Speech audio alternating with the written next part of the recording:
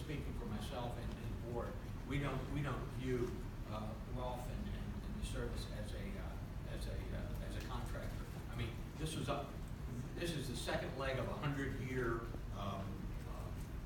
contract, which for all practical purposes is a lifetime, a couple of lifetimes. And so I would just dispel that, at least from my own perspective and from the perspective of the board and the people I work with in the district. I mean, we respect all the work that you all do out there, and we do work as partners. And this is a knotty problem that there's no easy solution to, but we're on it, and we're focusing on it. I'm at least glad of that. You had mentioned in your introduction to this segment, asked whether or not there was some other motive. Is there any other objective out there that is motivating? Well, no. In a word, no. However, let me say that I am aware that there have been accusations that, it's a long story, but we're involved in a lawsuit called the USA lawsuit. And there's a consent decree which requires us to meet certain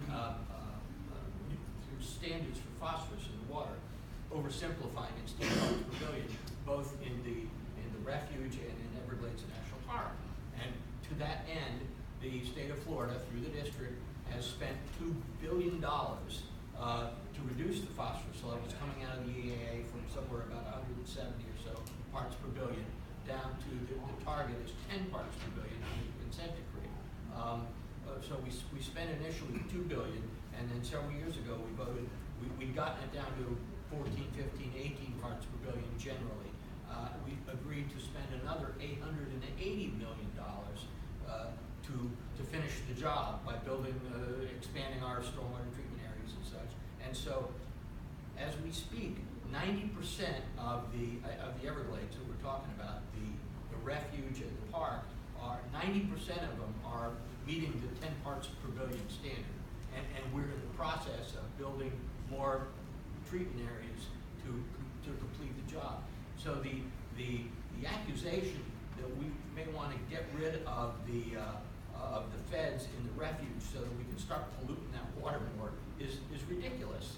I mean, who would want to have spent almost $3 billion of taxpayers' money and then go back and start polluting the water all over again? Right? Whoever would make that accusation, I'd like them to make it to my face. We'll have a discussion about it. The other thing I'd like to say is that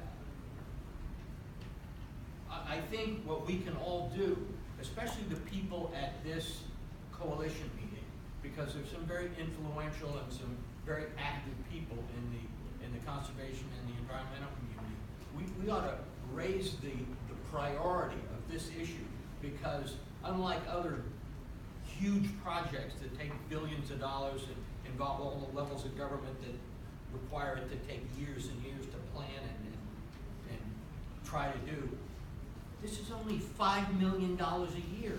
It's a drop in the bucket.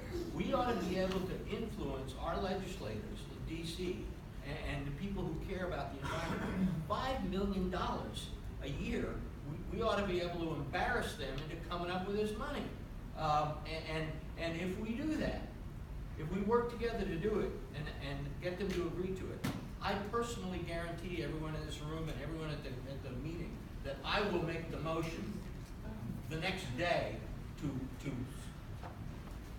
terminate what we're doing with this license agreement and work together to get the problem solved. So that's all I have to say on that issue. David, do you want to say something? A question. Nancy, you can have what a do chair. you get from terminating leases that you did not get by It's so getting cold. funding from any source?